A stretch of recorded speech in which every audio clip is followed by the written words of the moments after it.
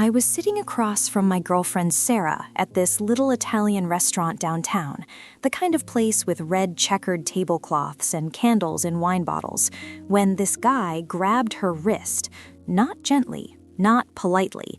He grabbed her wrist hard enough that I saw her entire body go rigid, saw the color drain from her face, saw her eyes go wide with something that looked a lot like terror. The guy was her ex-boyfriend, Derek, and he'd just walked up to our table without warning, without invitation, and put his hands on the woman I loved. "Sarah, we need to talk, right now." His voice was low, but there was steel in it, that kind of controlled anger that's somehow more frightening than yelling. His fingers were wrapped around her wrist tight enough that I could see his knuckles going white. Sarah tried to pull away, but his grip tightened. "Derek, let go, please." Her voice was small, scared, nothing like the confident woman I knew. That's when I asked the question that changed everything between us. "Do I need to handle this?" 4 words, that's all it took. Sarah's eyes met mine, and something shifted in her expression, something I'd never seen before. Relief mixed with fear, mixed with something that looked almost like hope. "Yes, please." So I stood up. "My name is Marcus Chen. I'm 31 years old, work in software development, and up until that moment at the Italian restaurant, I thought I knew everything about my girlfriend of 8 months. I thought I knew her favorite movies, her coffee order, the way she laughed when something genuinely surprised her, the small scar on her left elbow from falling off her bike when she was 7. I thought I knew her, but I didn't know about Derek. I didn't know about the 1.5 years she'd spent in a relationship that had slowly, systematically destroyed her sense of safety and self-worth. I didn't know about the nights she'd spent walking on eggshells, trying to predict his moods, trying to avoid setting off his anger. I didn't know about the times he'd grabbed her just like this, in parking lots and grocery stores and her own apartment, using physical intimidation to control her. I didn't know any of it because Sarah had never told me, and sitting there in that restaurant, watching this man's fingers dig into her wrist, watching her flinch away from his touch, I realized my girlfriend had been carrying a weight I'd never even noticed. I stood up slowly, keeping my voice level and calm, even though every muscle in my body was tense. "You need to let go of her. Now." Derek barely glanced at me. "This doesn't concern you, man. This is between me and Sarah. We have history. We need to talk privately." I took a step closer, still keeping my voice even. "I'm going to say this one more time. Let go of her wrist." Derek's jaw clenched, and for a second I thought he might actually take a swing at me. He was bigger than me, probably had 30 pounds of muscle on me, and he had that look in his eyes that said he was used to using his size to get what he wanted. But then Sarah did something that surprised both of us. She stopped trying to pull away gently and instead twisted her wrist sharply, using some kind of technique I'd never seen her use before, breaking his grip. She stood up, putting the table between herself and Derek, and when she spoke, her voice was shaking but clear. "Derek, we broke up 9 months ago. I've told you 100 times to stop contacting me, stop showing up places you know I'll be, stop doing this. We have nothing to talk about. Leave me alone." Derek's face went red. 9 months and you're already with someone new? Didn't take you long to replace me, did it? You always were a slut. The word hung in the air like a slap. Several other diners had stopped eating and were watching our table now. A waiter was hovering nearby, looking uncertain about whether to intervene. Sarah's hands were shaking, but she kept her ground. "Leave, now, or I'm calling the police." For a long moment, Derek just stood there, his hands clenched into fists at his sides, breathing hard through his nose. Then he looked at me with pure hatred in his eyes. "You have no idea what you're getting into with her, man. She's crazy, manipulative. She'll make you think she's the victim, but she's the one who ruins everything. Good luck dealing with her drama." Then he turned and walked out of the restaurant, shouldering past the waiter hard enough to make the poor guy stumble. The whole restaurant was silent for about 5 seconds. Then the ambient noise gradually came back as people returned to their meals and conversations, probably grateful the confrontation hadn't escalated into actual violence.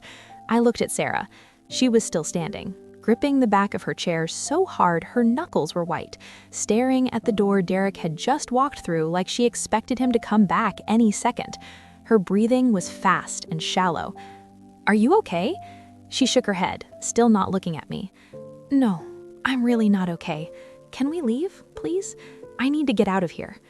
I flagged down our waiter, apologized for the scene, paid for our barely touched meals, and guided Sarah out of the restaurant with my hand on the small of her back. She was trembling.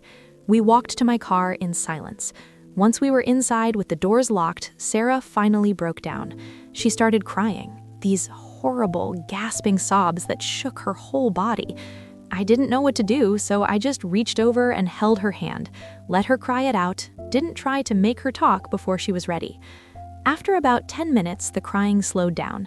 Sarah wiped her face with her hands, took a few shaky breaths, and finally looked at me.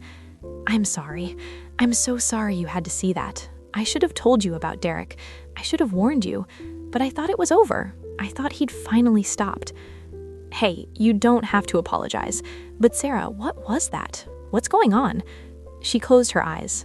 "It's a long story. I have time, and honestly, after what just happened, I think I need to hear it." So Sarah told me, right there in my car in the restaurant parking lot, she told me everything about her relationship with Derek, how they'd met 3 years ago at a friend's party, how charming he'd been at first, how attentive and romantic and perfect, how he'd seemed like everything she'd been looking for in a partner, how the first few months had been amazing. But then things started to change. Small things at first. Derek commenting on her clothes, suggesting she wore things that were too revealing, too attention-seeking. Derek getting annoyed when she made plans with friends without checking with him first. Derek going through her phone, claiming he just wanted to make sure she wasn't talking to other guys. Derek showing up at her work unannounced to take her to lunch, which seemed sweet until she realized he was checking up on her, making sure she was where she said she'd be. The controlling behavior escalated. Derek insisted on knowing where she was at all times. He'd get angry if she didn't text him back within minutes. He isolated her from her friends, convincing her they were bad influences, that they didn't really care about her, that they were jealous of their relationship. He controlled her finances, pressuring her to give him access to her bank account so he could help her budget better. He criticized everything about her. Her appearance, her intelligence, her job, her family, eroding her confidence until she started to believe maybe he was right. Maybe she was lucky he put up with her. And then came the physical intimidation. Derek never hit her, Sarah was clear about that, but he used his size and strength to scare her. He'd grab her arm hard enough to leave bruises. He'd back her into corners during arguments. He'd punch walls next to her head. He'd drive recklessly when he was angry with her in the car, scaring her by swerving and speeding. He'd block doorways so she couldn't leave during fights. He made her afraid of him without technically being violent, staying just on this side of what could be called assault. Sarah stayed for a year and a half. She kept thinking things would get better, that the sweet guy from the beginning would come back, that if she just tried harder to be what he wanted, she could fix the relationship. But it only got worse. The breaking point came when Derek grabbed her during an argument and shoved her hard enough that she fell and hit her head on the coffee table. She ended up with a concussion and had to go to the emergency room. She told the doctors she'd tripped and fallen, protecting Derek even then. But something about seeing her own blood on her apartment floor finally woke her up to how dangerous the situation had become. She broke up with Derek the next week, packed a bag while he was at work, left a note, and moved in with her sister across town. She blocked his number, blocked him on all social media, told their mutual friends she didn't want any information about him. She thought that would be the end of it. But Derek couldn't let go. He showed up at her work. He created fake social media accounts to message her. He sent her letters and flowers and gifts, sometimes apologizing and begging her to come back, sometimes angry and accusatory and calling her names. He followed her home from work multiple times. He showed up at her sister's apartment in the middle of the night, pounding on the door and demanding to talk to her. Sarah got a restraining order. The police served Derek with the paperwork.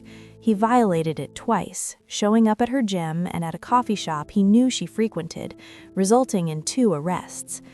After the second arrest and the threat of serious jail time, the harassment finally seemed to stop. Sarah didn't hear from Derek for 6 months. She started to relax, to believe maybe it was really over. She started dating again, cautiously. That's when she met me. We'd matched on a dating app, had coffee, hit it off immediately. Sarah told me she'd gotten out of a difficult relationship and needed to take things slow, which I respected. We took our time, building trust, getting to know each other. She never gave me the full details about Derek, and I didn't push. I figured she'd tell me when she was ready. That was 8 months ago. And now, sitting in my car, Sarah was telling me everything. The control, the isolation, the fear, the stalking, the restraining order, all of it. "I thought he'd moved on," she said, her voice breaking. "I haven't heard from him in months. I started to think maybe he'd found someone else to obsess over, or maybe he'd finally gotten help, or maybe he'd just forgotten about me. But then last week I saw him at the grocery store, just saw him across the produce section, staring at me. I left immediately, but it freaked me out. And tonight, when he grabbed my wrist like that, all I could think about was every other time he'd grabbed me, every time I'd felt that fear."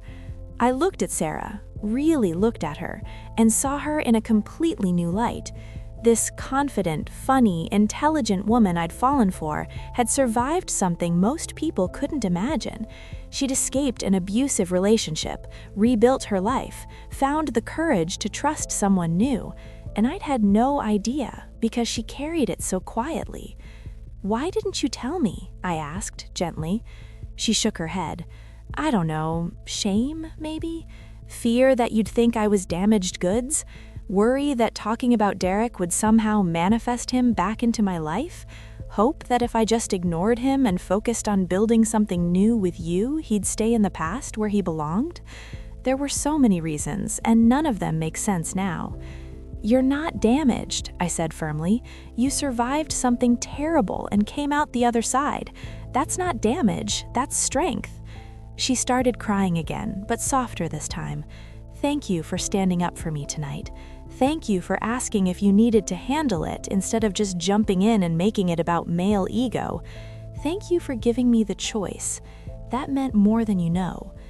We sat in the car for another hour, talking through everything.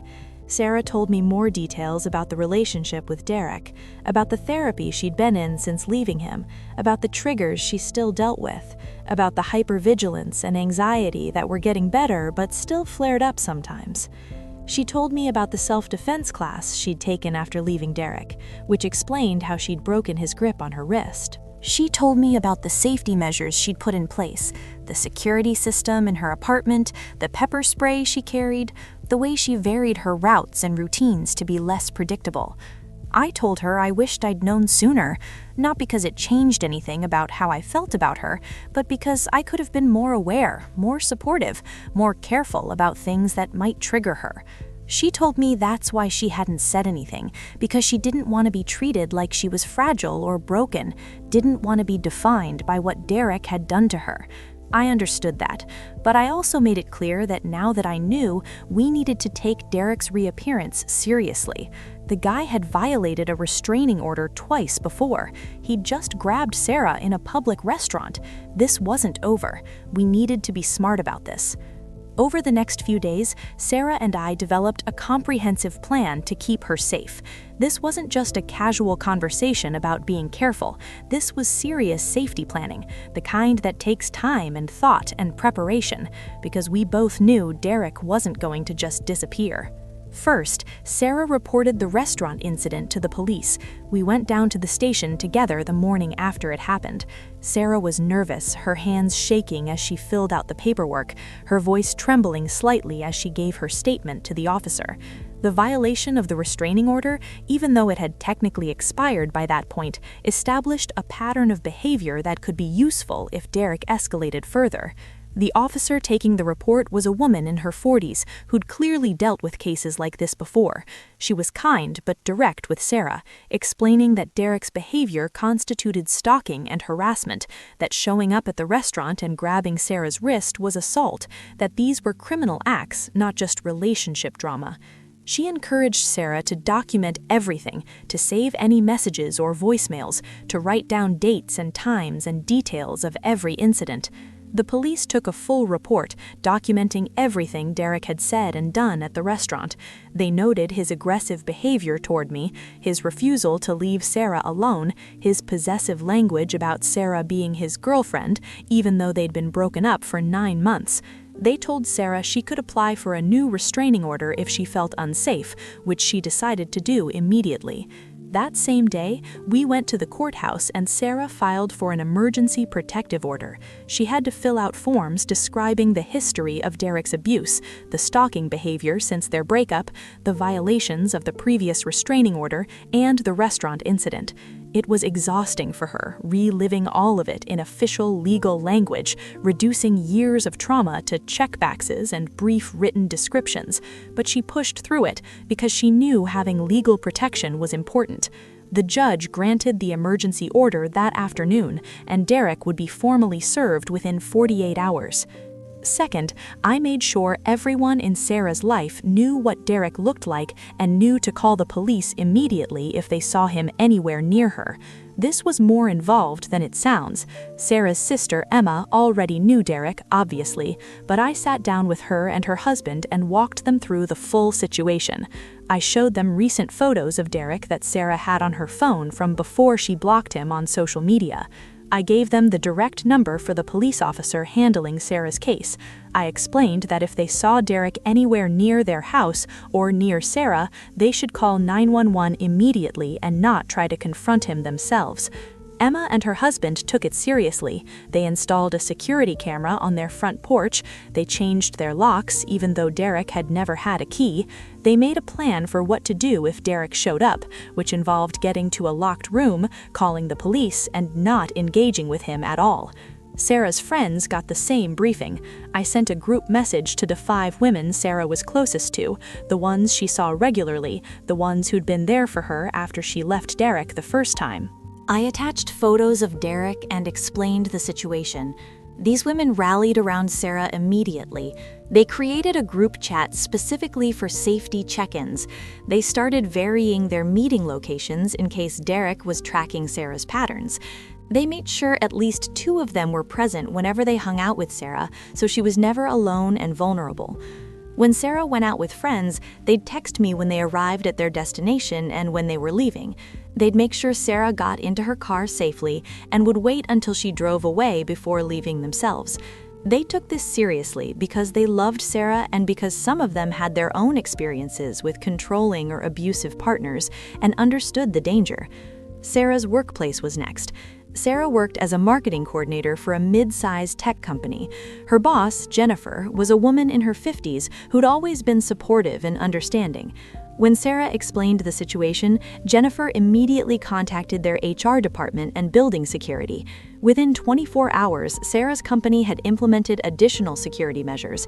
Derek's photo was distributed to all security personnel with instructions that he was not allowed on the premises under any circumstances.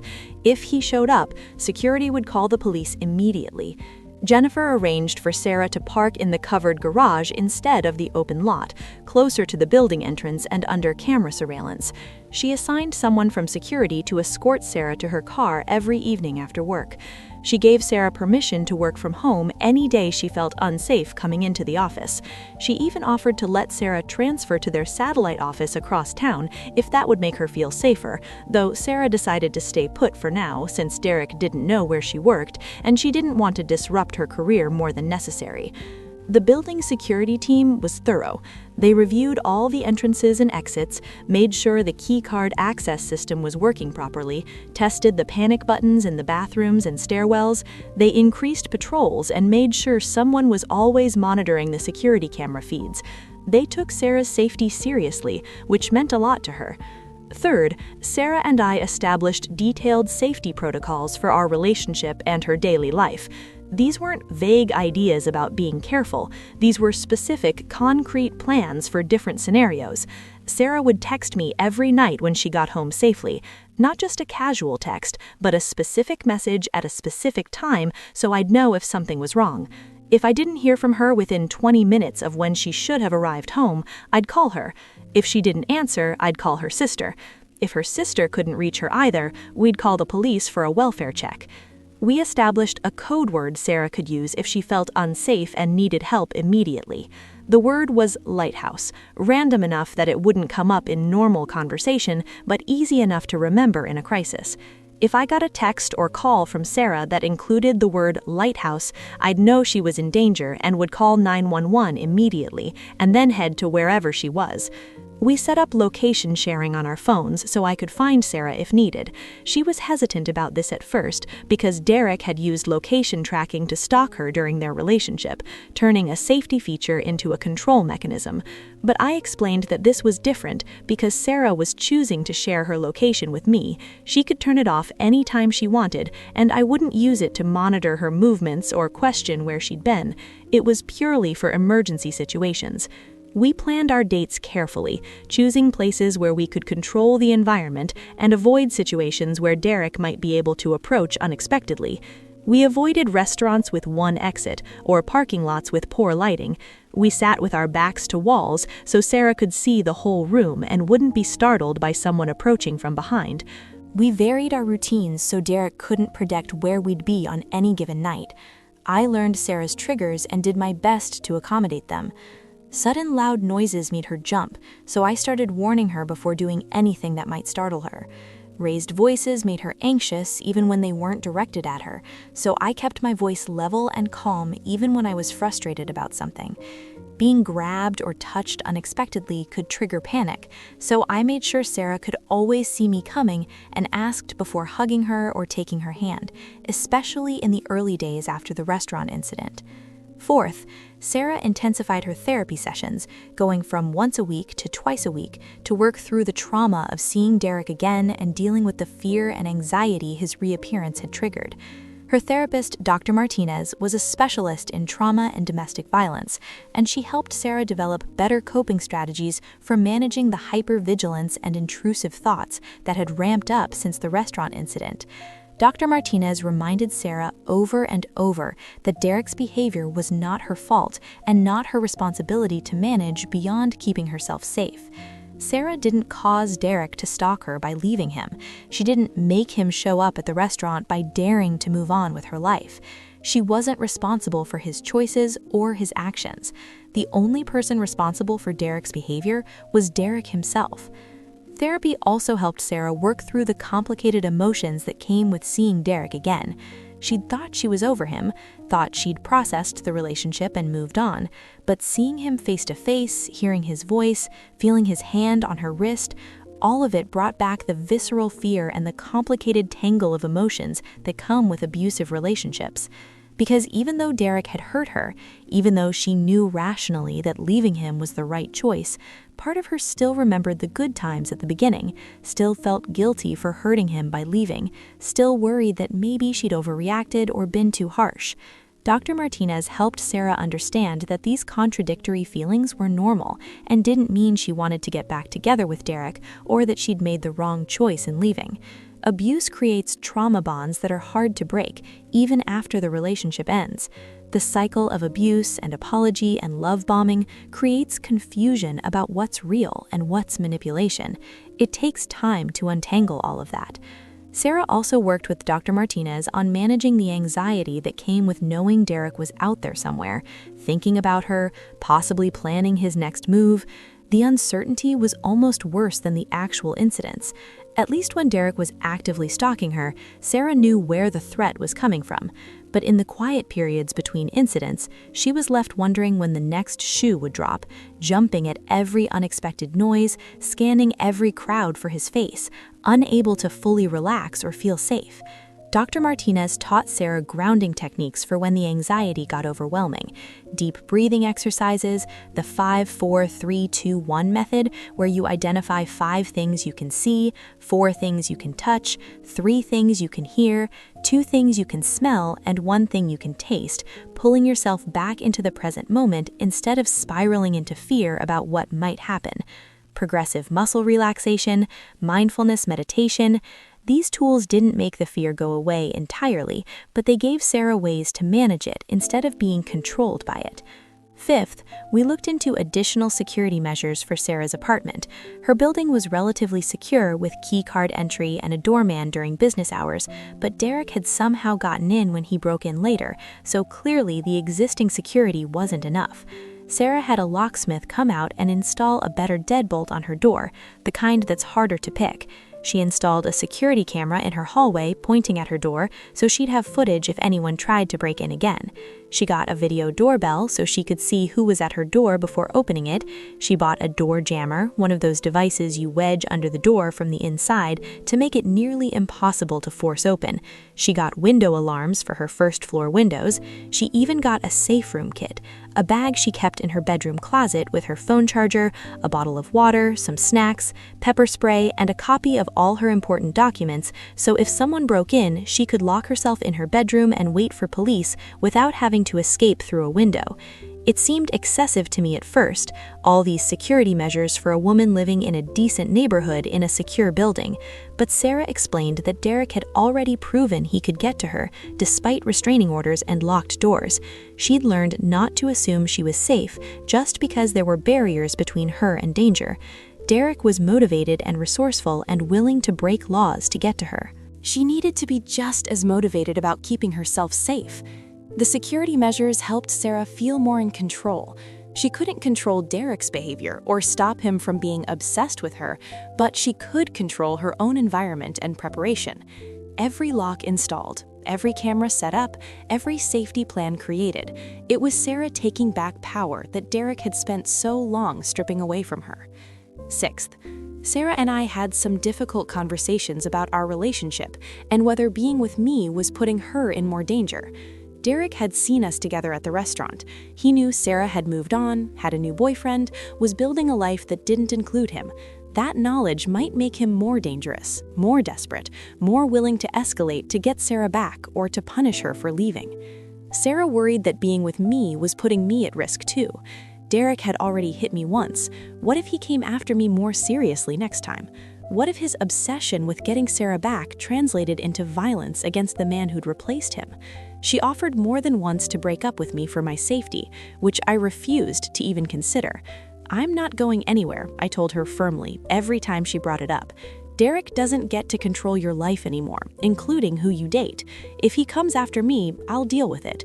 But I'm not abandoning you because your ex is a stalker. That's exactly what he wants, to isolate you again, to make you think you're too dangerous to love. I'm not playing into that."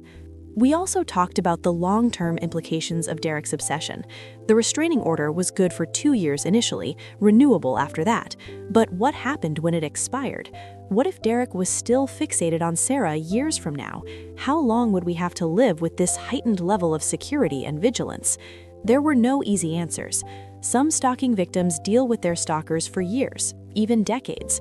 Some stalkers eventually move on to new targets or lose interest or get help for whatever mental health issues are driving their behavior. Some don't. We might be dealing with Derek's presence in our lives, directly or as a shadow in the background for a very long time. But we decided together that we weren't going to let the threat of Derek stop us from building our relationship and our life together. We'd be smart, we'd be careful, we'd take precautions, but we wouldn't stop living. That's what Derek wanted, for Sarah to be so scared that she couldn't function, couldn't date, couldn't be happy. We weren't giving him that satisfaction. For about 2 weeks after we implemented all these safety measures, nothing happened. Sarah started to relax incrementally, day by day. The first few days, she was constantly on edge, jumping at every sound, checking over her shoulder constantly, barely sleeping. But as time passed with no sign of Derek, she started to breathe a little easier. She started to hope maybe the police report and the renewed restraining order and the confrontation at the restaurant had finally scared him off. Maybe seeing that Sarah had support, that she wasn't alone, that there were people willing to stand up to him, had convinced Derek this wasn't worth pursuing anymore. Maybe he'd finally moved on. But I had a bad feeling about the quiet. I'd done research on stalking behavior after the restaurant incident, reading articles and forums and books about abusers and stalkers, and everything I read said the same thing. Stalkers don't just give up, they escalate. The quiet periods are often when they're planning their next move, watching and waiting for the right opportunity. The silence wasn't peace, it was the calm before the storm. I tried to share my concerns with Sarah without making her more anxious than she already was. I didn't want to ruin her sense of growing safety, but I also didn't want her to let her guard down completely. It was a difficult balance. We compromised by maintaining all our safety protocols even during the quiet period, treating every day like Derek might show up even though he hadn't. Sarah kept texting me when she got home. Security kept escorting her to her car. We kept varying our routines and checking our surroundings. We stayed vigilant, even when it seemed like there was nothing to be vigilant out. I was proven right on a Tuesday evening, exactly 16 days after the restaurant incident. Sarah had texted me that she was leaving work at her usual time, around 5:30 p.m. Her office was about 25 minutes from her apartment in normal traffic, maybe 35 in rush hour. I'd expected to hear from her by 6:15 at the latest, confirming she'd gotten home safely. By 6:20, I started to worry. By 6:25, I'd called her phone twice with no answer. By 6:30, I was genuinely scared. At 6:33, I got a text from Sarah's phone. Just one word, our code word, lighthouse. My heart dropped into my stomach. Sarah was in danger, immediate danger, the kind of danger that required our emergency code word. I immediately called 911, my hands shaking so hard I could barely dial. I explained the situation to the dispatcher as calmly as I could manage. My girlfriend has an abusive ex with a history of stalking and violence. She just sent me our emergency distress signal. I think she's at her apartment or maybe on her way there. The ex has violated restraining orders before. Please send officers to her apartment immediately. The dispatcher was professional and calm, asking me for Sarah's address, for a description of the ex, for details about the restraining order.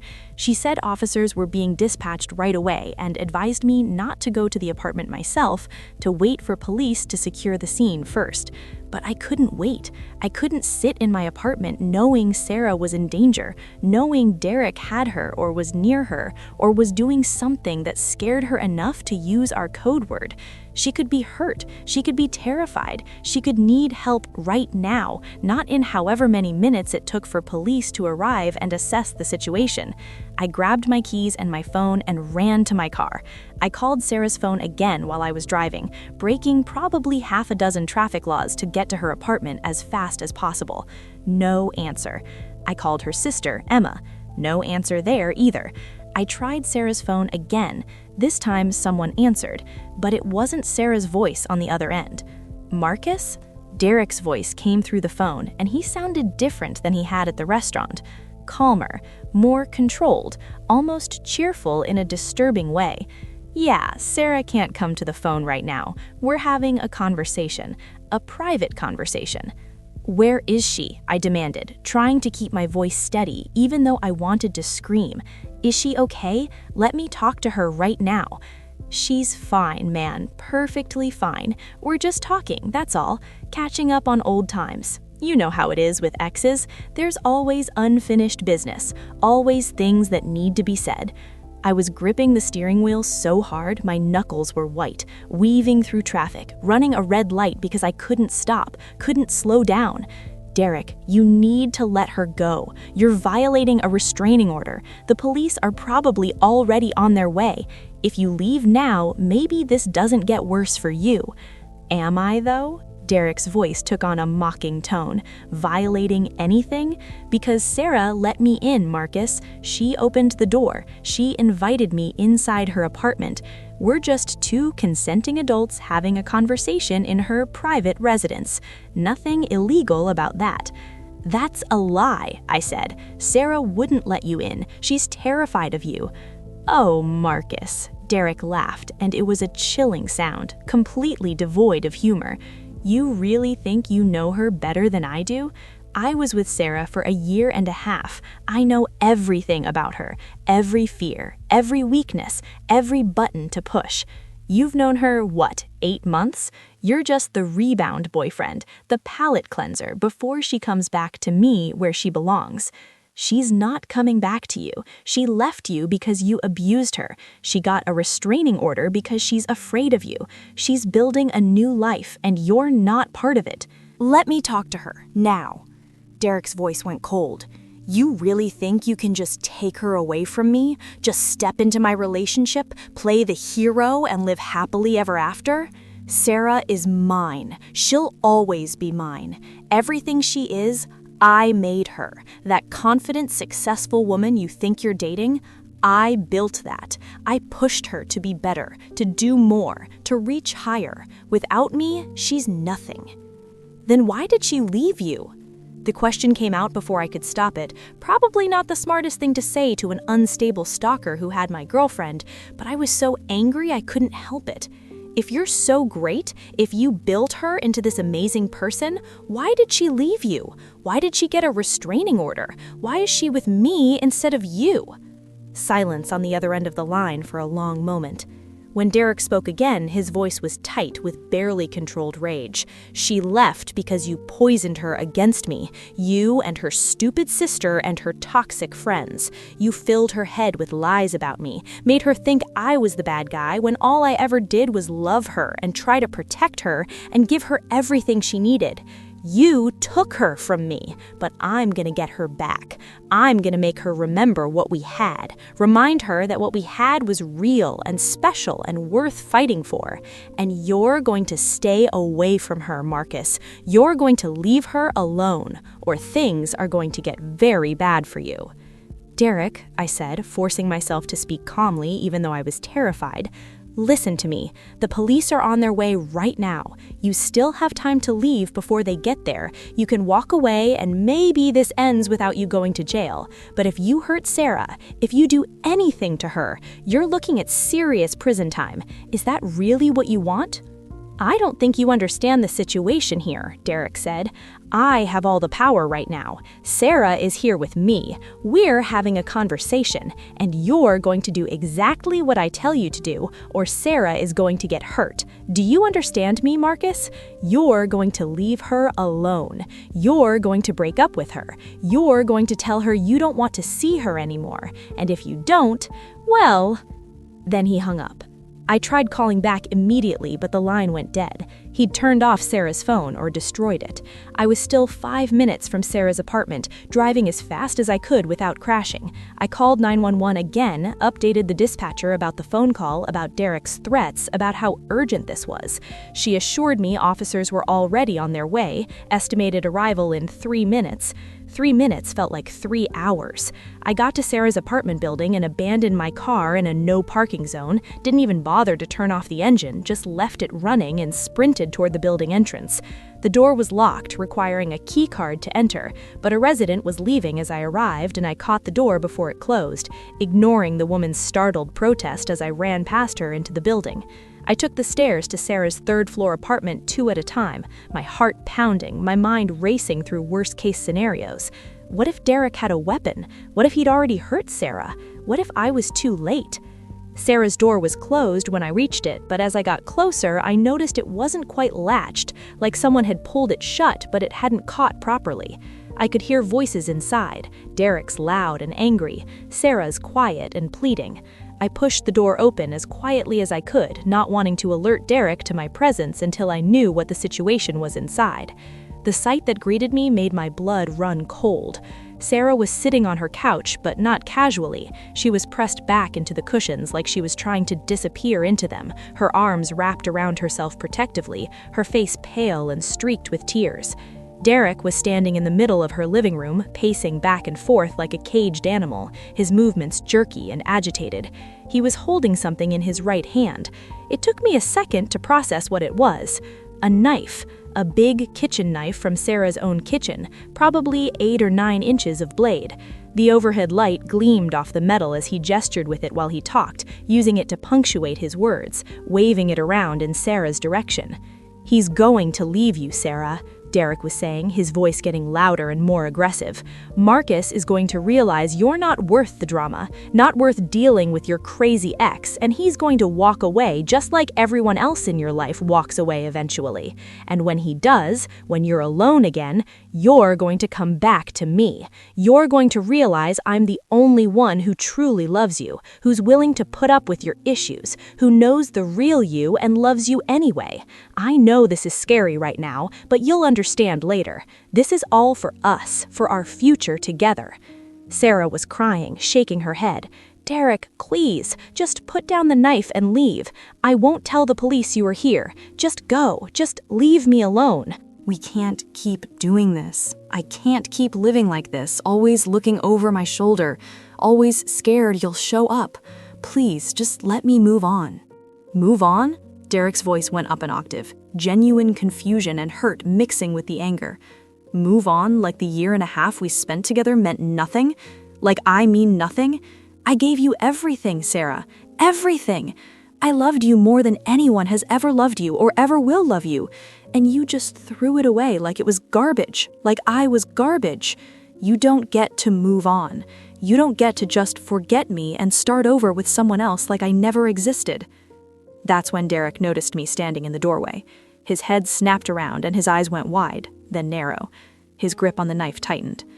Well, well, the hero boyfriend arrives to save the day. Come to rescue your damsel in distress, Marcus? I stayed where I was, keeping my voice as calm and non-threatening as possible. Derek, put down the knife. This isn't going to end well for anyone if you keep holding that. The police are already on their way. They'll be here any minute. You can still walk away from this. His laugh was bitter and unhinged. Walk away? There's no walking away anymore, Marcus. Don't you get it? I tried walking away. I tried staying away from Sarah, respecting her space, giving her time to realize her mistake. But she didn't come back. She moved on with you instead. So now we do this the hard way. I took a small step into the apartment, trying to position myself between Derek and Sarah without making any sudden movements that might provoke him. Do what the hard way, Derek? What's your plan here? You hurt Sarah, and then what? You think that makes her love you? You think violence is going to fix your relationship? You're just proving her right for leaving you. For a second, I thought he might actually stab me. His face went red, and his arm tensed like he was preparing to lunge. But then Sarah spoke up, her voice shaking but determined. Derek, look at me, please. He turned toward her, knife still gripped in his hand. I never stopped caring about you, Sarah said, and I realized she was deliberately saying what he wanted to hear, trying to de-escalate the situation. What we had was real, I know that, but you're scaring me right now. This isn't the man I fell in love with. That man was kind and gentle. He made me feel safe, not terrified.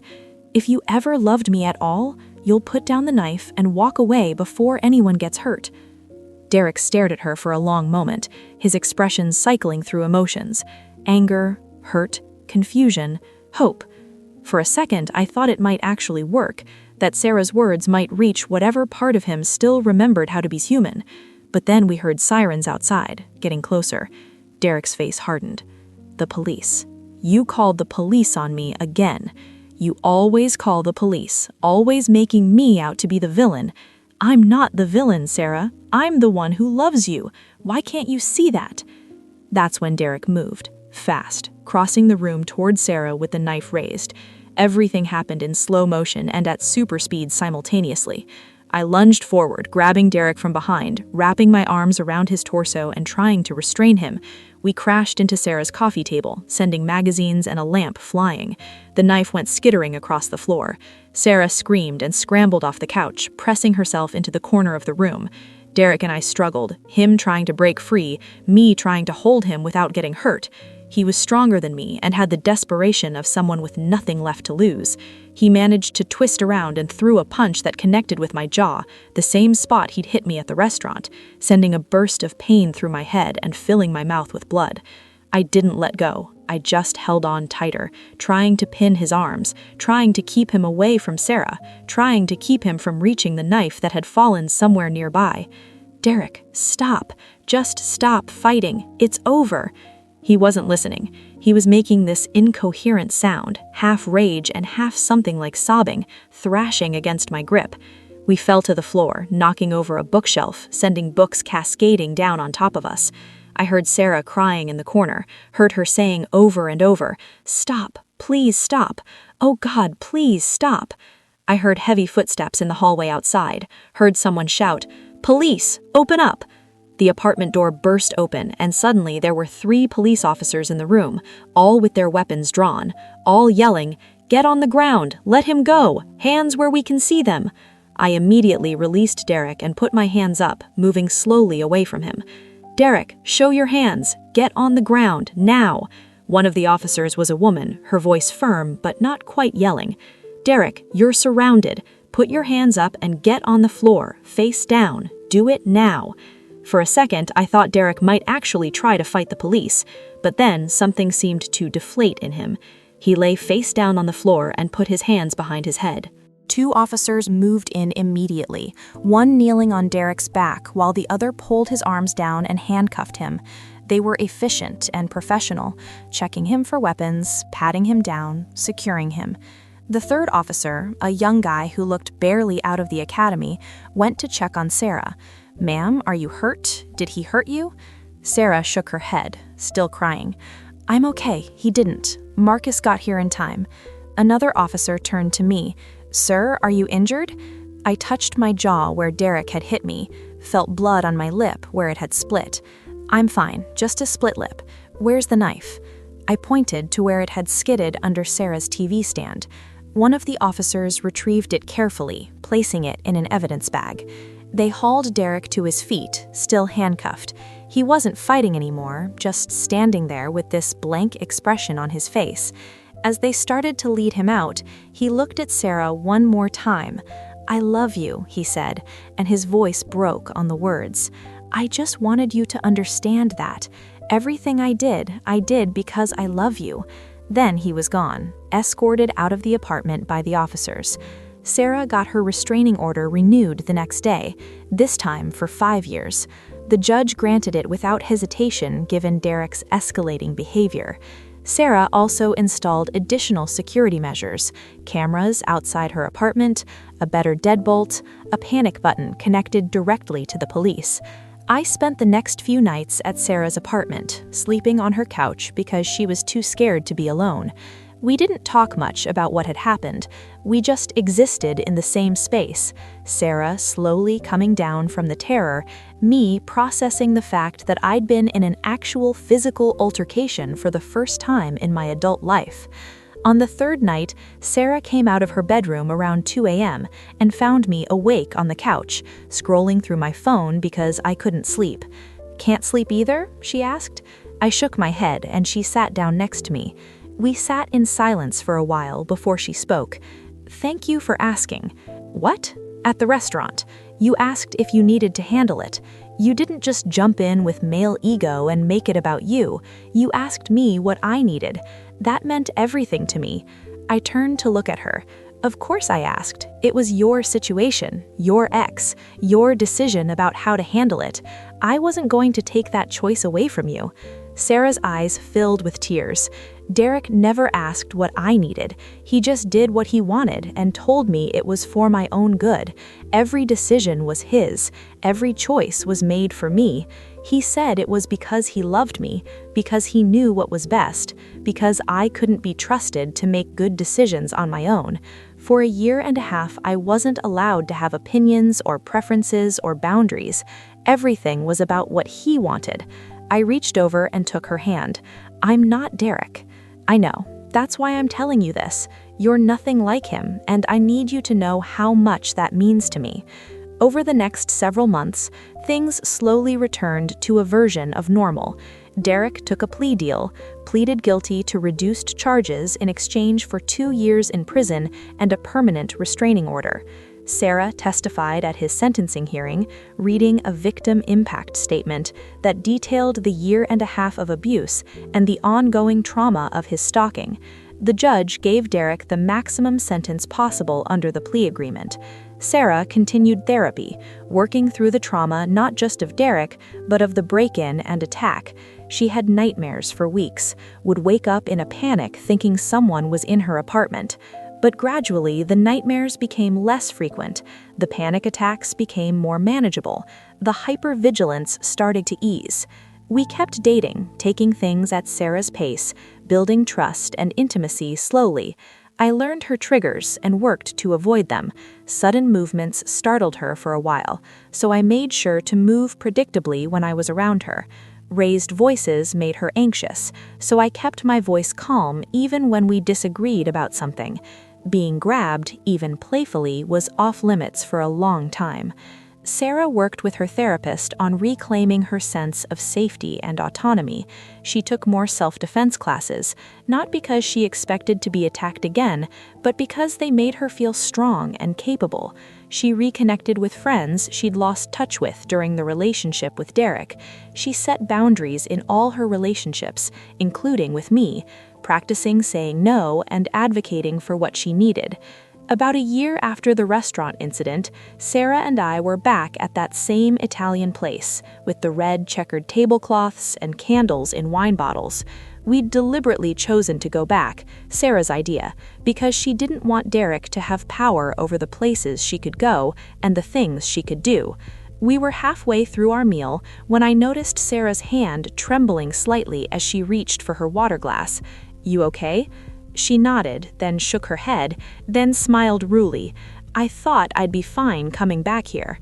It's been a year. Derek's in prison, I've done so much therapy, but being in this exact room where he grabbed me, it's bringing back everything.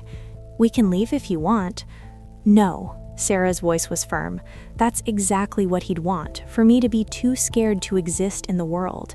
I'm not giving him that power. I'm not letting him take anything else from me. We finished our meal. Sarah's hand stopped shaking after a while.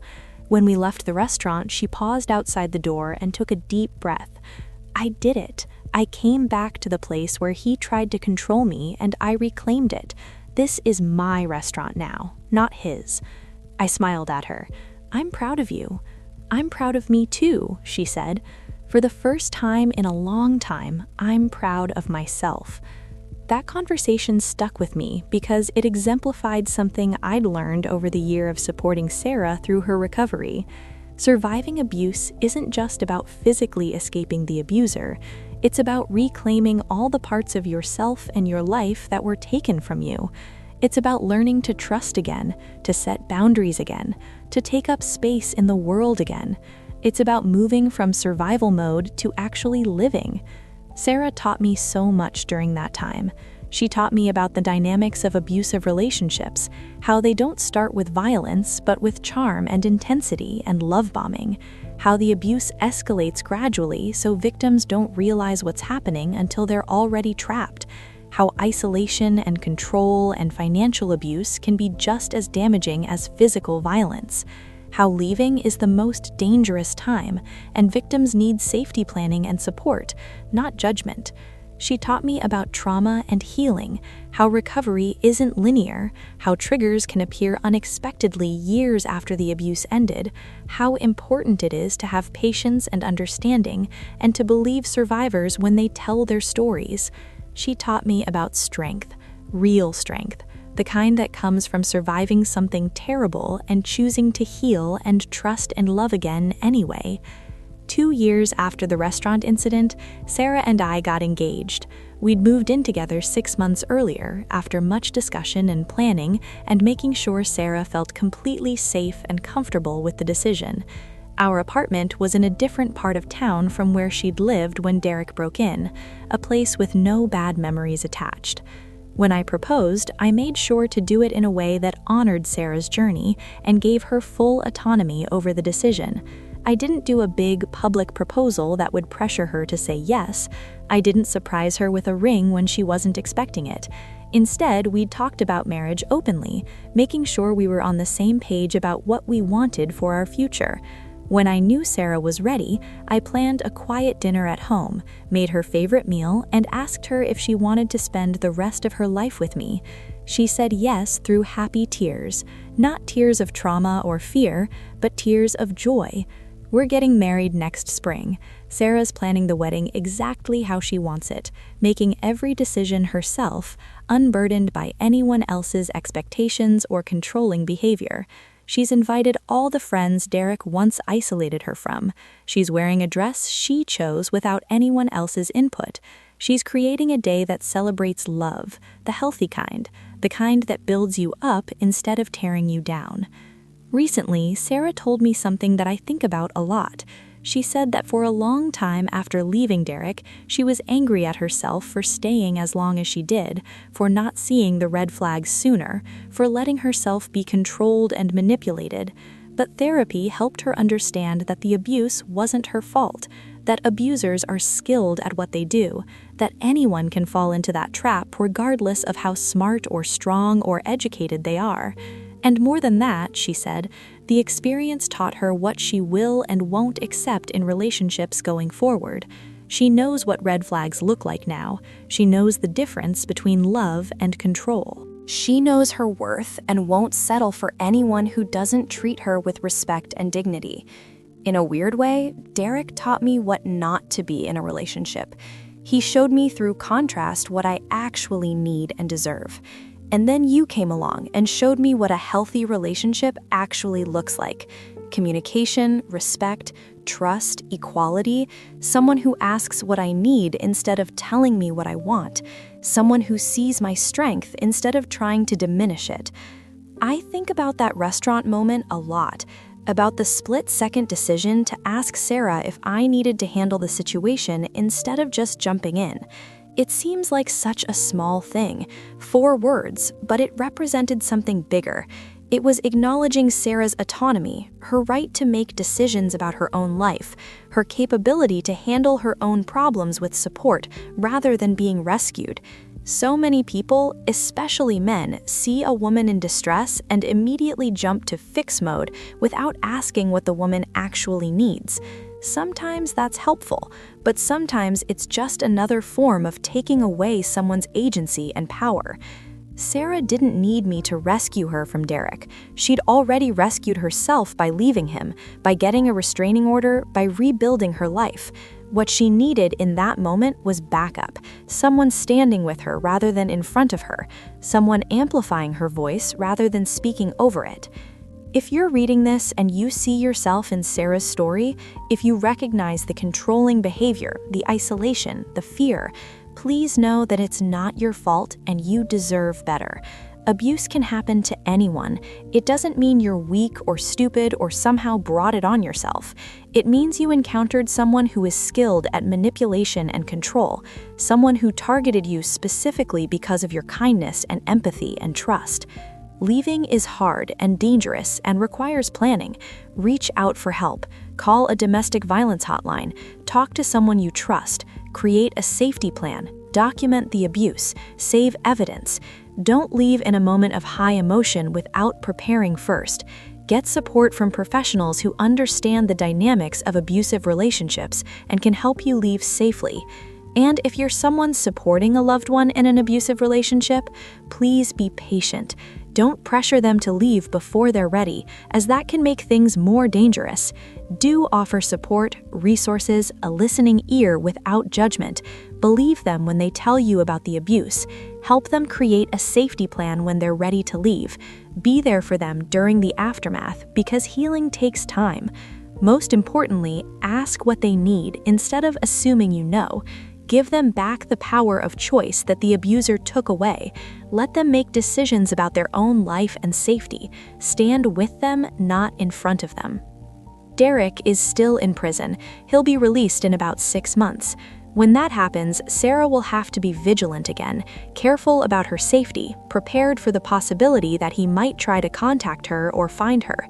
It's an unfortunate reality that survivors of abuse often have to live with this kind of ongoing awareness and caution. But Sarah isn't the same person she was when she left Derek 3 years ago. She's stronger now, more confident, more connected to a support system, more aware of her worth and her rights. She has tools and resources and people around her who will help keep her safe. And she has me, someone who will always ask what she needs, who will respect her autonomy, who will stand with her through whatever comes next. The night Derek was arrested, after the police had left and Sarah and I were sitting in her apartment processing everything that had happened, she said something I'll never forget. She looked at me with tears streaming down her face and said, "Thank you for asking if you needed to handle it. Thank you for not making the decision for me. Thank you for treating me like I'm capable and strong and able to make choices about my own life." Derek spent a year and a half convincing me I couldn't make good decisions, that I needed him to think for me, that I was too emotional or stupid or weak to handle things on my own. He took away my voice and my power bit by bit until I barely recognized myself. And then you came along and gave it all back with one simple question. "Do I need to handle this?" you asked me. You gave me the choice. You trusted me to know what I needed. That's what love looks like. Not someone making decisions for you because they think they know better, but someone asking what you need and respecting your answer. Those 4 words changed everything for us. They set the tone for our entire relationship, established a pattern of communication and respect and equality that continues to this day. Every major decision we make together. Every conflict we have, we work through with words instead of intimidation. Every boundary that's set, we honor it without question. I'm not perfect. I've made mistakes, said the wrong thing, missed signals sometimes. But I've never tried to control Sarah. Never tried to make her into something she's not. Never tried to isolate her or diminish her or make her feel less than she is. And that's not because I'm some exceptionally good person. It's because that's the baseline for how you should treat someone you love. Respect, trust, equality, communication. These aren't special relationship skills. They're basic human decency.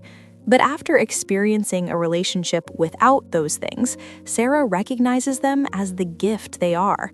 Today, Sarah is thriving. She got a promotion at work last year, moving into a leadership role she'd been working toward for years. She's reconnected with her family and rebuilt those relationships that Derek had damaged.